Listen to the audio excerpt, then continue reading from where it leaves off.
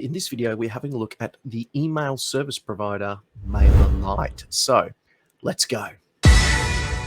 Okay, so in the last couple of weeks, I have moved my email service provider from Mailchimp over to Mailerlite, and there is a couple of reasons for it. And what I want to do is just do a walkthrough Mailerlite for you in case you are looking for an email service provider and you haven't yet chosen one. I'm not sponsored. This is not a sponsored video. This is just purely from my experience. I've been using Mailchimp for a couple of years, and coming into producing the first main stage production for the new pivot to my business, I wanted to be able to use certain features, and unfortunately Mailchimp has those features in behind a pay gate, so you can only get those features if you're using a paid account. Mailerlite actually gives you access to some of these features that I'm wanting, and so that's why I've moved, and I'm going to step you through what Mailerlite looks like and a look at what you get for the free account. So let's pop onto screen. So this is the dashboard that you will see when you log into Mailerlite. Let's have a quick look at the dashboard and then step through these other menu items that you see on the left over here. So dashboard, this is the last campaign that you sent, and this is the reporting on that. So this email went to 240 recipients. It's at a 25.8%, 24.58% open rate. And if you hover over that, it'll tell you the exact number that opened. So that's 59 people opened that email. 1.67% of people that opened it clicked, which is 4, which gives me a click through to the open rate of 6.78%. So that is 6.78% of the people that opened it clicked. Let's have a quick look at the pricing of these two. So both of these email accounts, so Mailchimp and Mailerlite, both give you free subscribers to start off with. Subscribers for Mailchimp are 2,000 free subscribers before you have to start paying. Mailerlite gives you 1,000 free subscribers before you have to start paying. But there are some very interesting differences between the two. So if we look at Mailchimp, yes, you get 2,000 free subscribers before you have to start paying, but you are limited to 2,500 emails a month, which would be 1 to 2 emails for the list a month. And if you scroll down here, all you get are some pre-built email templates, a few integrations, which are great, don't get me wrong. Mailchimp integrates with almost every SaaS business, every software that you can think of. Basic and reporting and analysis, some basic forms and landing pages, and a creative assistant. And then all the other stuff you don't get unless you jump up into the other ones. Now, when you hit the first paid one, which is $19.54 Australian a month, so you can swap the currency. Note though that when you start paying that is only for 500 contacts. So you'll be paying $20 a month Australian. It's about $13 or $14 US for 500 subs. So if you get to that 2,000 subscribers, funnily enough, this only goes from 500 to 1,500 to 2,500. You would be in the 2,500 bracket, and you would be paying $60 a month Australian, which would be about 40 or 45. Oh, actually, here we go. We can test my currency conversion skills. There you go, $40 a month US for 2,500 subscribers. Now, this in the first paid feature here is when you get a couple of the other things that I really want, which is to be able to remove the branding, A/B testing, scheduling your emails, and automated customer journeys, which essentially are automations. You don't get those in the free account, but you do get those in the free Mailerlite. So this is why ultimately I moved to Mailerlite. Yes, it's only 1,000 subscribers that you get for free, but when you do move into the first paid tier, it's only $10 US a month as opposed to $20 US a month. This is for the full 1,000 subscribers, not 500. So it's a cheaper deal. And in the free version, you get a drag and drop editor, same as you do in Mailchimp, email automation builder, which you don't get until you pay for Mailchimp, websites, which you can get in Mailchimp, 10 different landing pages, and sign up forms and pop-ups. Now, again, sign up forms and pop-ups, Mailchimp does the same thing, and it's part of the free version. That's pretty standard across most of the ESPs, the email service providers. Mailerlite has it as well. But the thing that sold me on this, the automations, which we will have a look at in a second.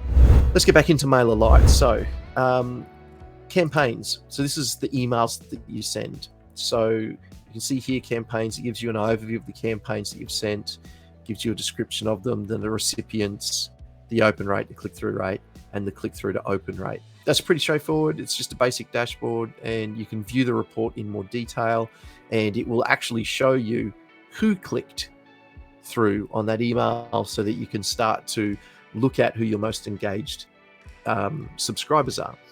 And that's really useful because it means that if you're doing things that those people are responding to, you want to do more of that and keep them engaged. And you can see here how many have been sent, the drafts, and how many are in the outbox waiting to send. So in Mailerlite, you can schedule emails to send in the free account. In Mailchimp, you can't. So then we hit subscribers.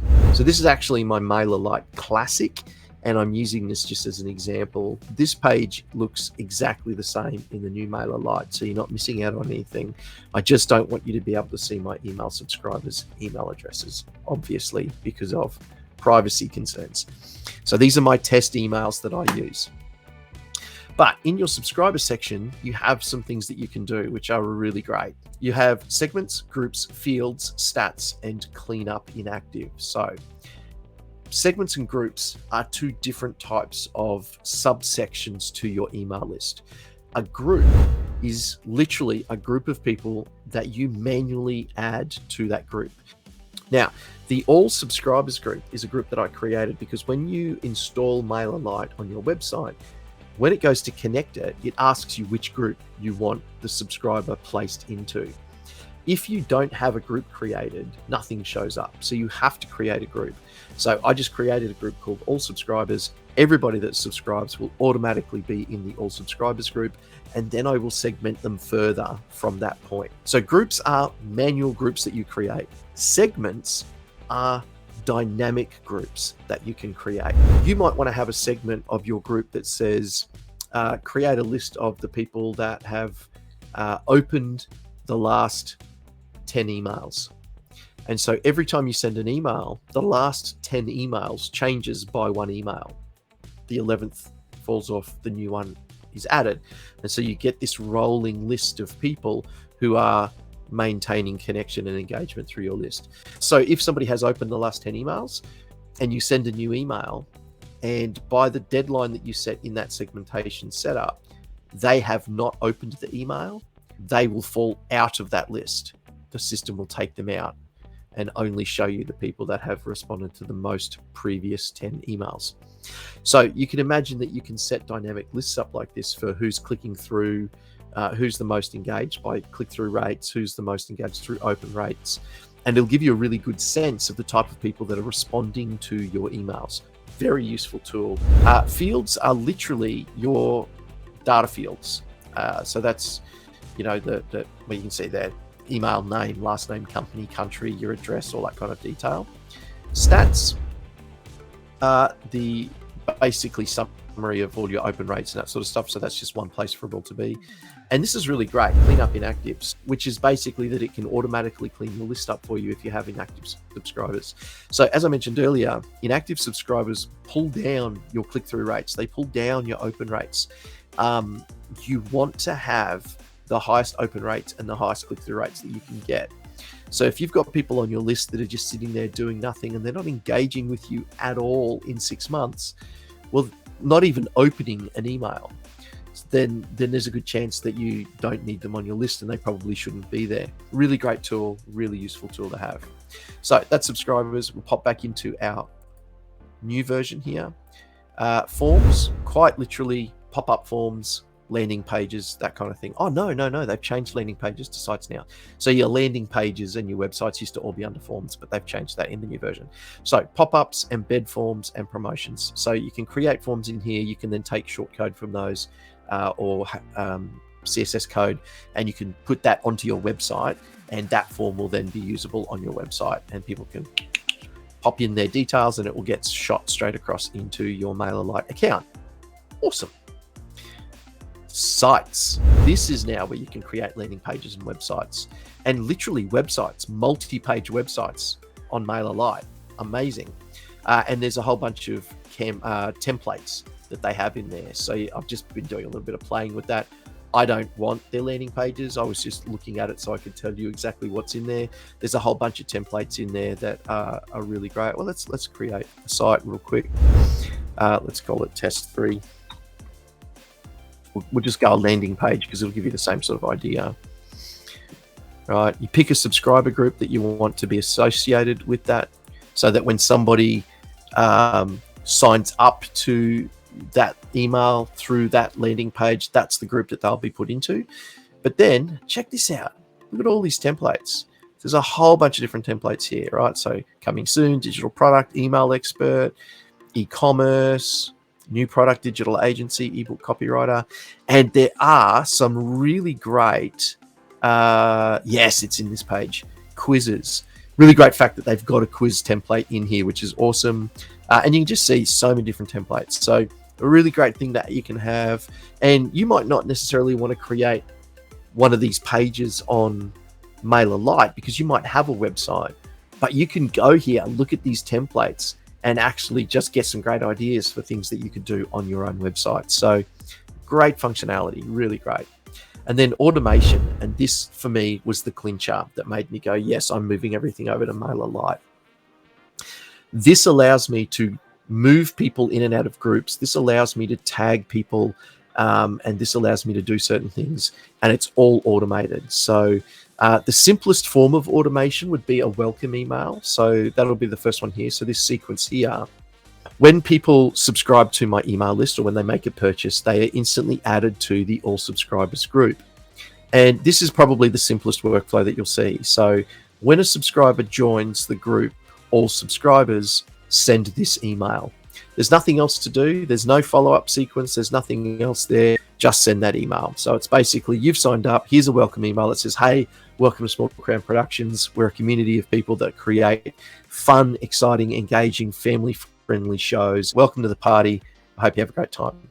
So it's great. That's just the simplest automation, right? But you can get quite detailed with these. And so there's a couple that I've created for Adventures of Peter Rabbit. So one of the things that I'm doing with the show is I've hired a venue and I'm putting on the show. So I've got an afternoon and an early evening show, but I'm paying for the venue 24 hours a day. So I want to maximize the income that I can generate from that. I created a show for 15 people based on the world of Peter Rabbit. And it's essentially a portable escape room. So the kids have to help Peter Rabbit get his prized possession back from Mr. McGregor's garden safe. And there's a whole bunch of puzzles that they have to do in order to solve that. And they've got up to an hour to solve it, just like a normal escape room. That's going to happen in 3 sessions in the morning of every show. So it'll be 3 sessions of that, then 2 sessions of the show. Those morning sessions, the Great Garden Heist, are limited to 15 people. So if I can sell that out, I've covered the cost of the venue before we even go into doing the shows. So it's just a way for me to maximize the profit from the venue hire. But somebody might see the advertising for Adventures of Peter Rabbit and not know that we're running this escape room. So one of the automations that I have set up here is that Adventures of Peter Rabbit, did you know? So when we go into that workflow, a little bit longer, basically says when somebody purchases a ticket through the ticketing site, they'll get added to the email list and tagged with an event, which is the name of the show, Adventures of Peter Rabbit. When the system picks up that somebody has that tag, it will check and see if they also have the tag for the Great Garden Heist show. If they do, this system will do nothing. If they don't have that tag, it will wait a day so that I'm not spamming people the second that they've purchased, which is a risk because if they've got their wallet out and they're happy to spend, maybe now is the best time. It's a test, I don't know. But it's going to wait a day and then it's going to send them an email that says, we noticed that you purchased a ticket to Adventures of Peter Rabbit, but did you know we're also running the Great Garden Heist in the same venue? And there's only 15 people per show. and you will be on the set of Adventures of Peter Rabbit. So this is the power of this stuff, and this is all automated. So the system just does it for you. Yes, you've got to think and set it all up, but once it's set up for the whole duration of the campaign, for the whole 3 months that we're selling tickets, every time somebody buys a ticket, the system will do this for me. So amazing. Really, really love it. Let's go back to campaigns, because this, you can see here, A/B split. This is an email campaign that I did an A/B test on. In the free version, you get to do this, right?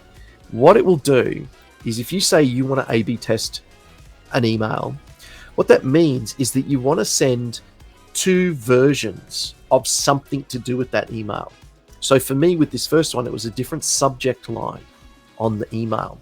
So the email body itself was exactly the same, but what I changed was the subject line that people see when it hits their inbox. So the first version said, "Win free tickets to Adventures of Peter Rabbit." The second version that I was testing it against was "Win a family pass to Adventures of Peter Rabbit." So what it will do is it will send the first version to 25% of your audience, and it will send the second version to 25% of your audience. And whichever one of those 2 versions from that 25% gets the best open rates and click-through rates, it will send that version to the rest of your email list. And so this is where it gives you that breakdown. So 240 people in my email list at the time, 60 people got version A, 60 people got version B, and you can see the open rate difference between those 2 headlines. This is really crucial data to be able to really hone in the types of subject lines that you send. So I am way more likely now to send "win free something" rather than "win a family pass." So the word "free," I think, is the thing that gets people. I could A/B test the next one even more by going "win free tickets to Adventures of Peter Rabbit, win a free family pass to Adventures of Peter Rabbit," and see which one of those gets opened more. So you can kind of test out headlines against your audience and actually find out what they respond to best, which is great information that helps you get a higher open rate and then potentially a higher click-through rate. So really, really useful tool to be able to get, particularly in your free version, because the more that you can hone in and learn about that while you've got a free version, by the time you've got 1,000 subscribers, you should have honed in something quite well to the point where you're able to make regular sales, and paying for the actual service is going to be an afterthought. You're not even going to care. But the fact that you get this pretty cheap as well is a great thing. So really great option. So then you got your account settings, integrations. So Mailerlite gives you an API so that if you don't have a direct application integration, you can use the API key. It's essentially the communication portal that it uses to be able to communicate with the software. So that's what that is. Featured integration. So these integrations are all natively built into Mailerlite. WooCommerce, which is a payment platform within WordPress. Zapier, which is an automation tool. Really, really useful. Instagram feed, Facebook audiences, WordPress, Stripe, which is payment processor, MailerCheck, which is a Mailerlite add-on that does a little bit more kind of work on refining your email list for you. So your file manager. So if you put images into your emails, so it means that when you're creating a new email, you can pick a photo that you've already got, or you can upload a new image, as you can see up there. And then your templates. So any templates that you save will be kept here. And obviously when you're going in to create an email campaign, you can select from your saved templates. So this is really useful to have if you've got a standard template that you use. There are a couple of things in my emails that I always have, which is a PS. It's called a super signature it was created by a marketing guy called Dean Jackson. And essentially at the end of the email, it just says, "PS, whenever you're ready, here are some other things that might interest you." And it lists the 3 most prominent offers that I have on at the moment. So right now it's Peter Rabbit, Great Garden Heist, and a competition to win free tickets to the show. So that's what's in my super signature right now. So you can come in, you can edit the template. So yeah, when Peter Rabbit's over, there'll be a new offer that goes in there. I can just come into the template, edit the template, and it's ready for when I send my next email. So another useful thing to have. So I'm very, very happy to have moved to Mailerlite. I will put a link to Mailerlite in the description below. If they have an affiliate program, I will sign up, and that will be an affiliate link, so that if you do decide to actually get a paid plan, I will end up with a commission, which helps keep this channel going.